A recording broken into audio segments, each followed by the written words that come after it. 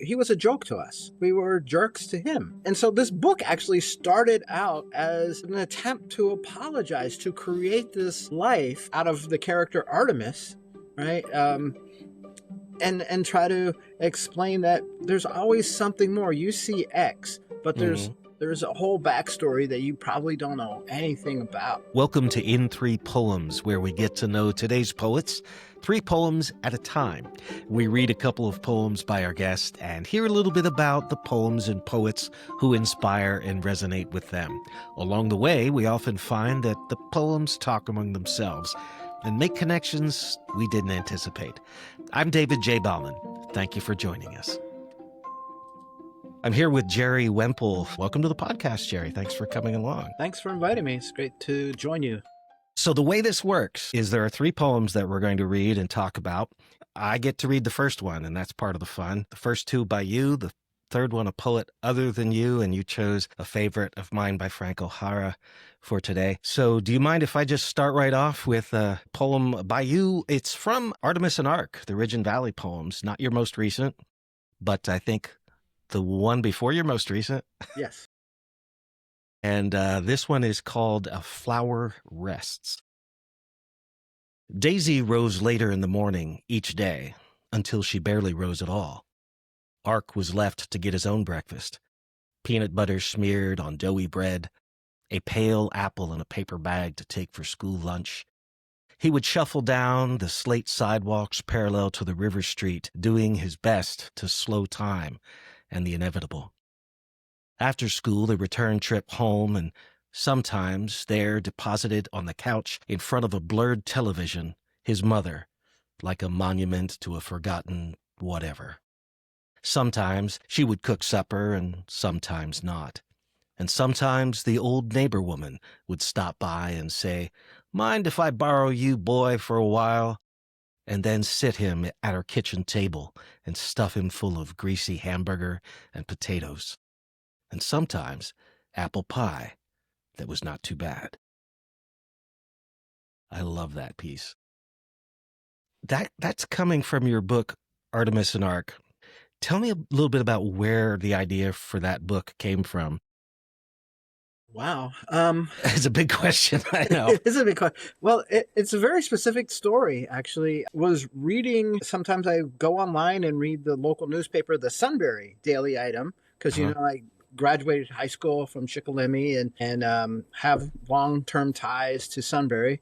And I saw an obituary of a man who, like when we were high school kids, we used to mock. We used to, he obviously had some kind of mental affliction, and he was one of these people who would wander around town, and you could tell he wasn't quite right, and kids would often tease him. I don't remember myself personally teasing him, but I remember tolerating it, like being in a car when other people did, and never saying, "Oh, that's not really what we should do," right? But so sure, and so in that way, I was joining in. But I saw this guy, and then I saw, I saw this obituary, and I'm like, this guy had a whole life. He was a joke to us. We were jerks to him. And so this book actually started out as an attempt to apologize, to create this life out of the character Artemis, right? And try to explain that there's always something more. You see X, but there's a whole backstory that you probably don't know anything about. And life is, even for everybody, life is much more complex than we realize. Absolutely. You could talk to almost anybody and they would have a story.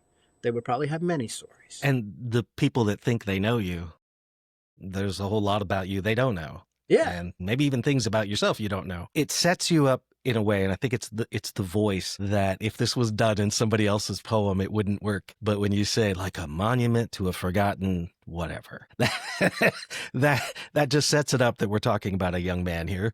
And the whole view of how he sees this, like, well, yeah, this is the situation again. She's crashed out, but the neighbor lady will feed me. And of course, walking along the river street, sidewalks parallel to the river street. And of course, that has me thinking of Sunbury, Pennsylvania, along the Susquehanna, which I'm assuming is where this is set, but it could be anywhere. There's a lot of river streets in Central along the river, but Absolutely. it's not unlike, let's say it's not unlike Sunbury. Yeah. right? Yeah, 'Cause one of those.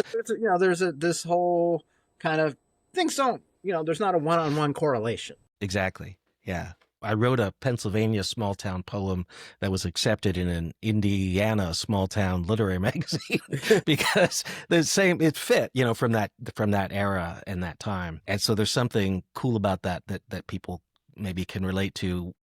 Daisy in that title, A Flower Rests. I think initially when I was reading it, I was starting to think of the old lady next door as Daisy. And I realized, oh no, that's not.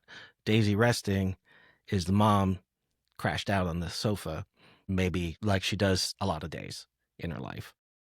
And I think a lot of people can relate to that sort of growing up, whether it's a small town thing or not. But the Sunbury small town rough upbringing reminds me a lot of, I think it was your first book, You Can See It From Here. Mm-hmm. And I remember you talking about the title of that one time. What was the original phrase that's from? There's an old phrase that says, "This may not be the end of the world, but you can see it from here." Yes. But how would you say it changes from those early works to books like this one? Well, this one was really about telling a story.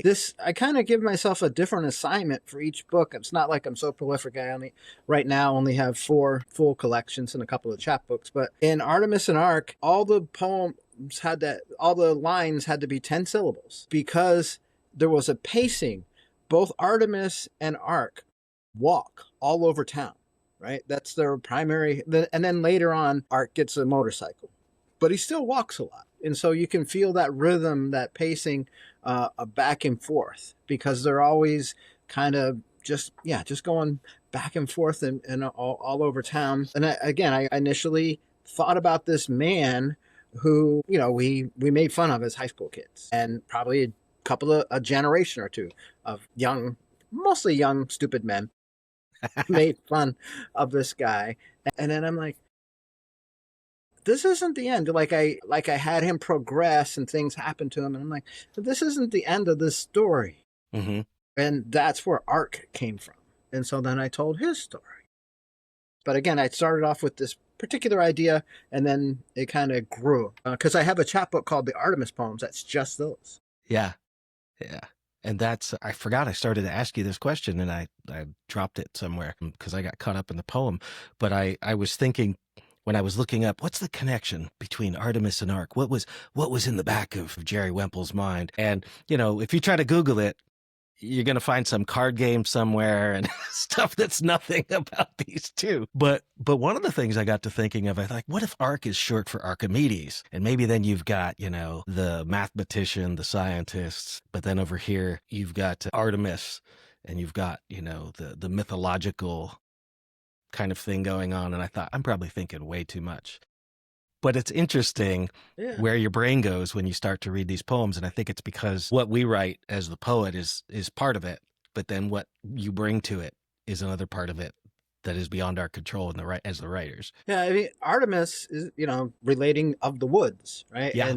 And he kind of, in the early poems, he wakes up in the woods. Right. And then his story unfolds. But Ark is just sort of like this biblical mythology of just a vessel. What was the Ark? Mm-hmm. To contain things. And so he becomes this kind of vessel of of knowledge. And then he's trying to figure out what should he do. He's a traveler. Knowledge. And when he finds it, he's like, well, what do I do with this knowledge? Yeah. And so again, there you're kind of dealing with themes of the end of the world. If you've got the Ark imagery in there, which fits with the poem with him driving off to who knows where. Speaking of Pennsylvania stuff, though, I should bring up the Keystone anthology that you and Marjorie Maddox are the editors of, and you've been doing a marvelous job traveling around the state and even outside of the state. I got to be in Youngstown at Lit Youngstown, Ohio, and be part of a reading there. That was fun to explain to people, like, yeah, I'm going to Ohio to read with a bunch of Pennsylvania poets about a book of Pennsylvania poems. And they said, what? It went really well, though. It was beautiful. Yeah, I was sorry to miss that. It was there was something else going on and I couldn't make that one. My son, Micah, and I, full disclosure, have a poem in there as well. Yes. For those who don't know about the Keystone Anthology and its predecessor, Commonwealth, can you tell us a little bit about that? Sure. The both of those books came out from Penn State Press. The most recent one, Keystone Poetry, it's an anthology of contemporary poets who've written poems about Pennsylvania. Pretty plain, but you can. They're all organized by geographical region, so you could start Yeah. off in South Philly and end up on the docks of Erie. That's one of the really cool things about the book. And it was fun being at some of those readings and hearing people from Pittsburgh, reading their section, which is very different from, maybe one of our central Pennsylvania abandoned places poems. You're in the streets of downtown Pittsburgh in the next second, and how all of that kind of blends together, because sometimes Pennsylvania feels like many places. You've been part of an Appalachian writers group, at least one. So I've explained to people that where we are particularly is basically northern Appalachia. But that doesn't fit when you're looking at, say, Philadelphia. It's just the southeast corner of Pennsylvania that is not considered northern Appalachia. So 56 of the Pennsylvania's 67 counties are. Oh, okay. So I guess with those ridges, yeah, they do go up into the Wilkes-Barre area, don't they? Oh yeah. So it feels like you're in Connecticut and sometimes up there, but yeah, those ridges are still going that direction. So yeah, so it's, and then that southern tier of New York State is considered part of it as well. So when you get up towards, what are those towns? Elmira. Yeah. And out west. Corning and yeah. All those towns are part of it. So yeah, it's Pennsylvania is varied, but there are certain things that kind of hold us together, and certain things that sort of because I think there's also a Rust Belt crossover there as well, from whether it's the mining, up in northeast Pennsylvania to the steel mills down in southwest Pennsylvania. There's that, paper mills and whatnot throughout the state. My dad worked for Piper Aircraft as a tool and die worker there, so there's a lot of that ties it all together as well. Yeah, we've been having great luck with it. I think we've done about 16 events. We just did an event last weekend, Marjorie and I and some other folks down in Harrisburg. Yeah. Sunday night. We have some more. We just got an email for somebody like, hey, could you come up to Troy later on in the spring? Awesome. So we still have several events scheduled. But this book has 181 poems by 182 poets. We have one father-son duo. Yeah, I wonder who that is. Yeah. And it was just been a delight to get such great reception for the book, and being able to travel around and do some in person, and we've done a few virtual.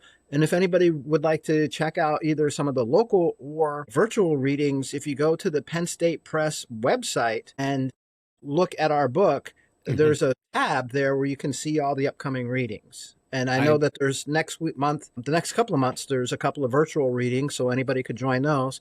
But then there's also some in-person readings at different parts of the state. Like, I know we're going to be in Troy probably, but we're also going to be in Gettysburg. Yeah.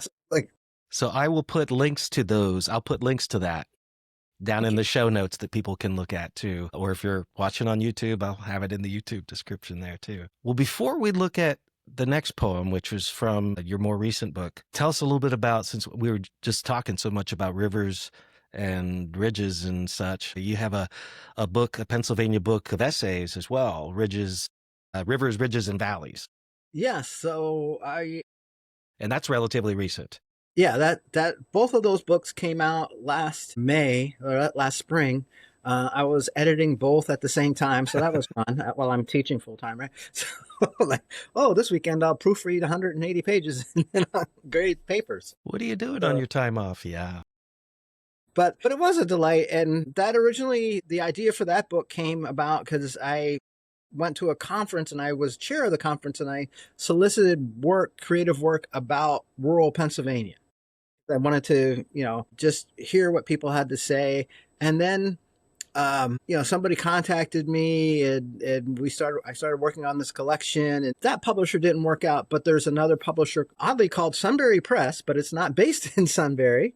And they have an imprint called Catamount, which is focused on writing about Northern Appalachia. And so this book fit. And so I have 27 essays, and again, a variety of voices, a variety of approaches.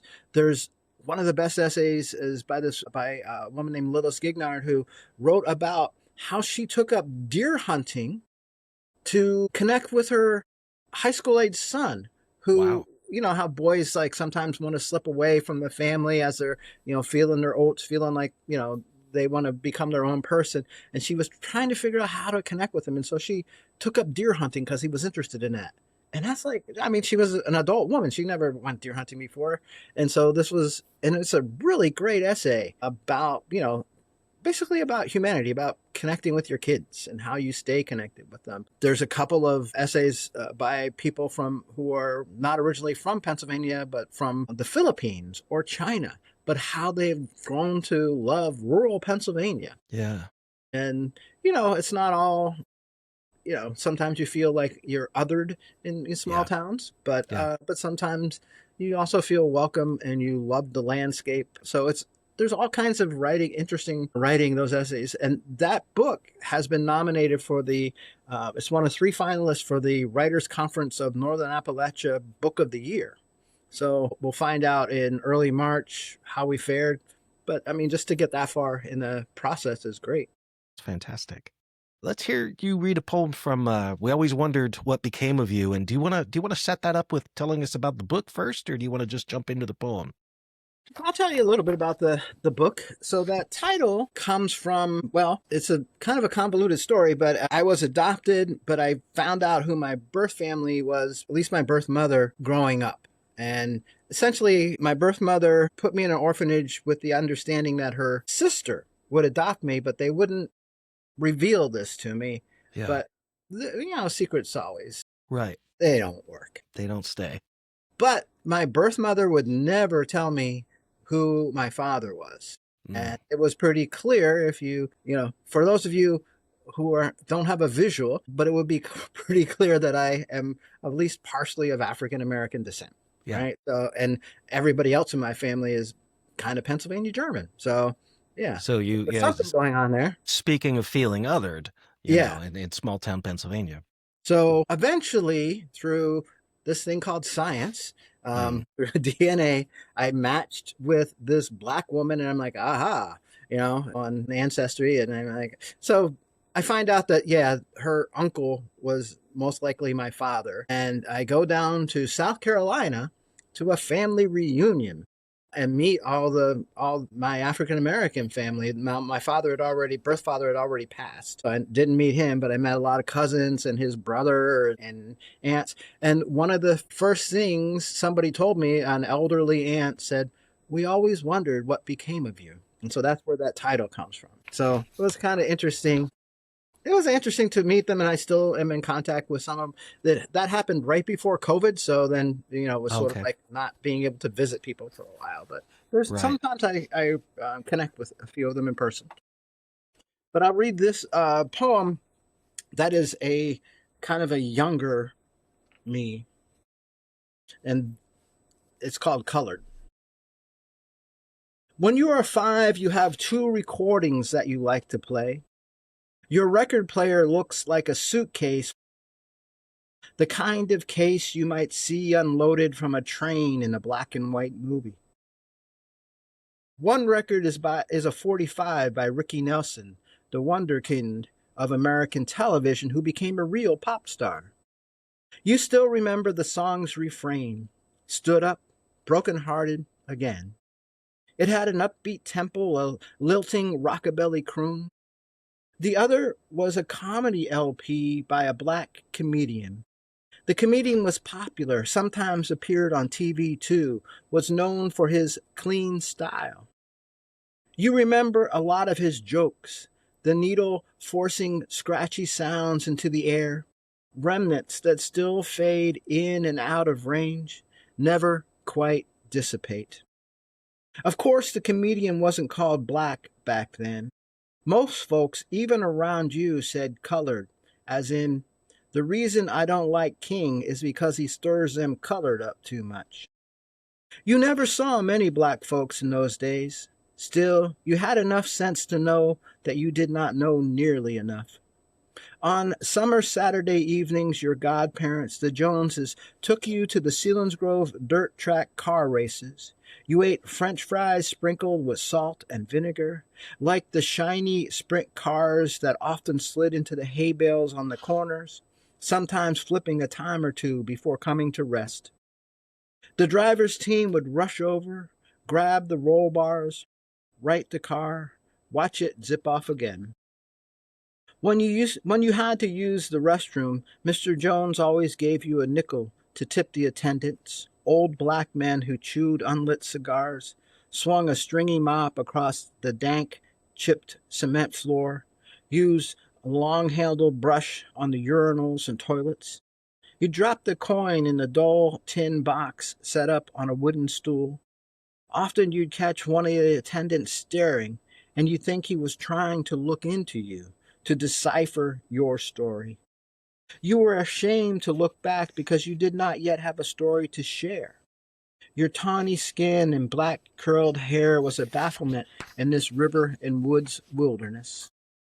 It was the same a year or two later when you'd see black folks get off a bus, migrant workers who picked tomatoes for the cannery across the river come to town for a weekly shopping trip. They might catch a glimpse of you half a block down the street, walking with your blonde-haired cousin. A woman would give you a pondering glance, but the kids would have to be herded away into the grocery or the druggist. The Saturday morning after King was killed, your uncles were in the kitchen of your grandmother's house playing cards. There were always comings and goings there, relatives stopping in for coffee and pie, old friends who'd sit for a while with cigarettes and gossip. You, who lived the next block over, had just come inside for a glass of water when you overheard one of the uncles say King got what he deserved. Coloreds will riot all summer now, I guess. That's what they do. When school ends that year, you are passed into the 3rd grade. A couple of weeks later, your mother and stepfather and you are on a car trip vacation. The trip is to be a circuit heading out from central Pennsylvania to D.C., then Ocean City, Maryland, then the Lewes Ferry to New Jersey, Atlantic City, and home. Your stepfather, who sports a crew cut 15 years out of style, is leery of Washington, thinks maybe the coloreds or war protesters will cause trouble there. Your mother wins out, saying she wants you to see the Smithsonian museums. Near Baltimore, low on gas, your stepfather gets off the highway and pulls into a station on the edge of the West Side ghetto. The black attendant, perhaps hoping for a tip, toms him with yes-sirs and right-aways, then eyeballs you in the back seat like you are a piece of the puzzle that doesn't fit no matter where it's tried. That evening, you stay at a Holiday Inn, a top-tier place when the chains were just coming on. The motel has an outdoor pool. You ask your mother if you can go for a swim. She says okay, says maybe she'll come down in a bit. You change, walk down 2 flights of outdoor stairs. At the pool, you don't see any colored people at all. You put your towel on the chair, your Woolworth foam flip-flops beside it. You enter the water by the stairs, grasping the shiny metal railing that is still warm from the sun. You wade in waist high, then to your chest. You know you are not a good swimmer, but you keep moving toward the deep end. You have a way with endings, Jerry. Always some sort of traveling there, off to the deep end or into the dark. Gosh, and that poem makes me think, too, of, I think, your piece from the Keystone anthology. It was called Wilkes-Barre? Yes. Yeah, and it Which could is be... also in this book, so... Okay, yes, it is. Yeah, it's in that book. And that one, I guess the same young man years later who's being othered in, I guess, the 3rd largest populated area of the state and not realizing it, first, the difficulty of finding an apartment. I guess I don't want to turn it into in 4 poems. All right, have you read it. I am thinking, though, of doing a feature where we could call it the 4th poem. So maybe sometime we can do a little, have you read that separately, and something to look forward to. That's a difficult look into where things have maybe changed a bit over time, but not enough as well. I won't even go into the contemporary scene in America.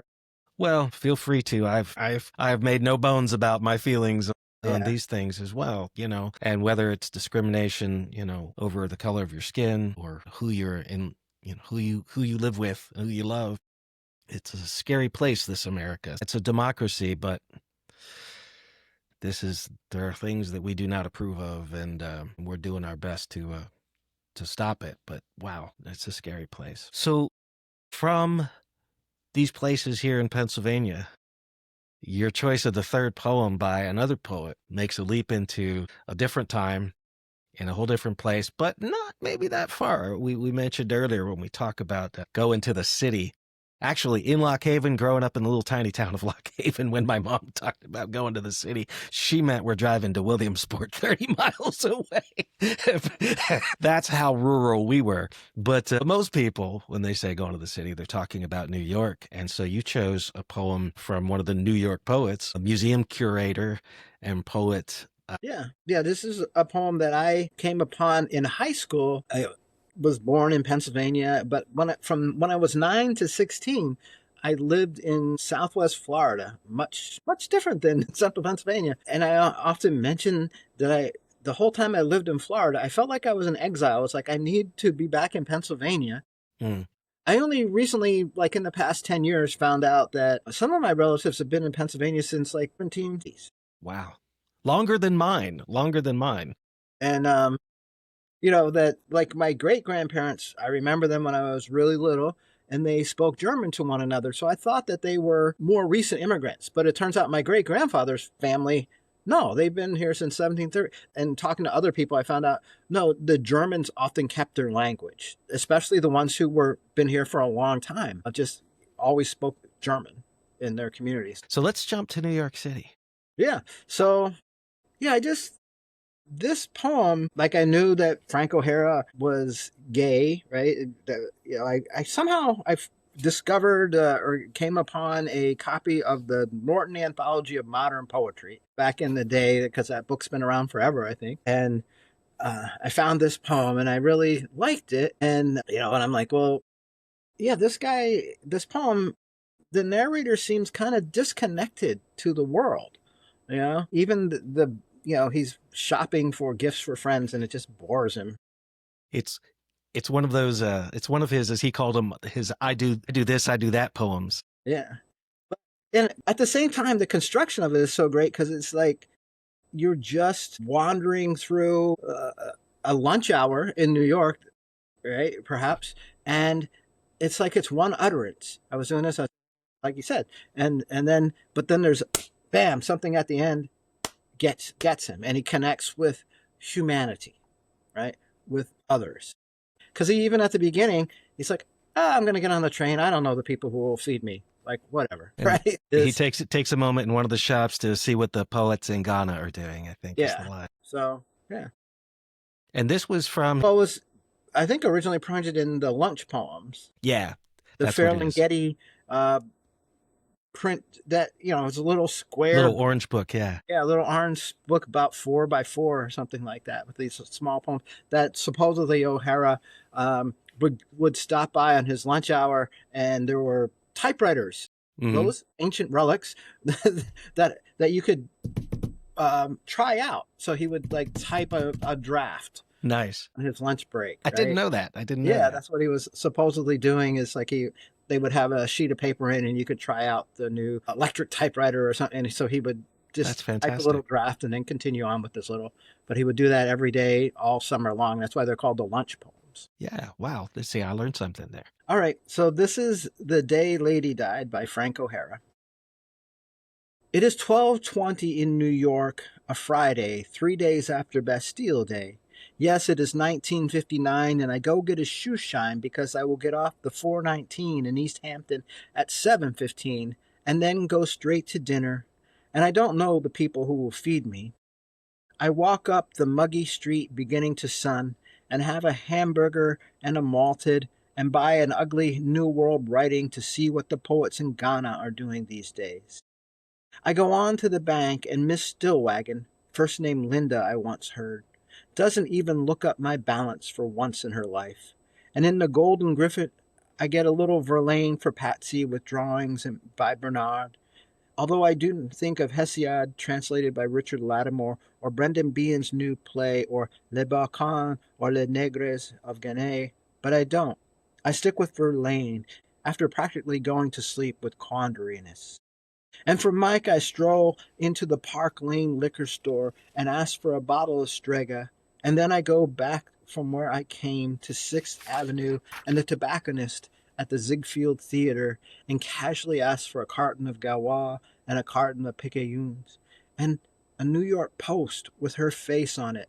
And I am sweating a lot by now, thinking of leaning on the John door at the 5 spot while she whispered a song along the keyboard to Mal Waldron, and everyone and I stopped breathing. Yeah, talk about bringing you up short there into humanity at the end. Yeah, Frank's. Yeah, I remember reading that poem. You're just kind of really getting into it at, age 16, 17. And I'm like, oh, it's just that moment in time. And then it just sort of smacks you. Because he's just, just doing ordinary things. And it's such a time stamp, because he even tells you it's 1959. I think he published it in like the 63, 64, somewhere around in there. Like, who goes to get a shoe shine? Do you know anybody who, right? It definitely places it in a time and place. Yeah. And so there's that ordinariness of the time and place. Yeah. So that could be, I guess that could be part of the beginning influences of Jerry Wemple, centering on a lot of place poems. Yeah, I think I was attracted to those, and I'm, in the same way that this poem, I think, is creating a mythology of New York. I've worked on trying to create a mythology of small town Pennsylvania. Absolutely. I keep thinking of, it's one of the poems that I had thought about reading was about a funeral in Pennsylvania. April funeral in Pennsylvania, yeah. That's what it was. And there's a line there in that poem that these men here wear suits on 2 occasions. Yeah. And nobody and only wear suits on 2 occasions. Yeah, and nobody is getting married here today, or no one's getting married here today. Forgive me for butchering the lines from memory. But that tells you so much about the place and the people in the poem in so few words, which I think good poetry does. Yeah, hopefully. So what else do you want to tell us about before we have to say goodbye, as far as what you're working on now and what's coming up next? Well, right now, literally right before you and I connected here electronically a little bit ago, I am working on a sort of selected, uncollected poems. Okay. So from my 4 full-length collections, I culled some poems and sort of put those together. But I also have all these, what I call orphan poems, right? The poems that never made it into a collection because they just didn't fit. And I think some of them have been published in journals, but some of them haven't. And so I'm like, I'm going to put those in also. So the poems that are divided by which book that they've been in. But what's been fun is going back and editing the poems and going, not a wholesale, but like tweaking a couple of words here and there. One poem, I changed the title. I'm like, this is a stupid title. And I changed the title. That's a great reason to do it right there. Yeah. And, yeah, I can do better. Because that's when you're publishing, that's what you always think is like, oh, as soon as it gets published, I should have done it, right? So this is my now I'm going to do this. Yeah, I've definitely published poems like that I wish I could change, and I guess I'll have to do that in the future. You write beautiful poetry, man, and I really appreciate you being here. And I love this little trip through from Pennsylvania to New York, hearing about you being a young man and reading this New York City poem, and how those poems connect to these place poems in Pennsylvania, and the mythology you said of New York, as well as some of the mythologies you've created. I think in each one of your collections, there's a similar voice, but each one is like a new creation, a new thing going on, and it's always fun to see what you have out next. Thanks. Good to join you. Well, thanks for being here, Jerry. I really appreciate your time, and we'll see you again soon. Okay. Bye-bye. The Day Lady Died by Frank O'Hara was published in Lunch Poems by City Lights Books in 1964, and it was read here by permission thanks to Frederick T. Courtright. The works of Jerry Wemple, his collections, and the anthologies we talked about will all be linked to in the show notes, including how to get your own copies. And in upcoming episodes, we'll talk with Jean Dubrow, Philip F. Clark, Monica Prince, Katie Manning, and many more poets. If you do enjoy these episodes, please share them with other poetry lovers in your life. And thank you for the kind and encouraging words you've been sending along on Facebook, Blue Sky, and Instagram. I'm David J. Bauman, and this has been In 3 Poems.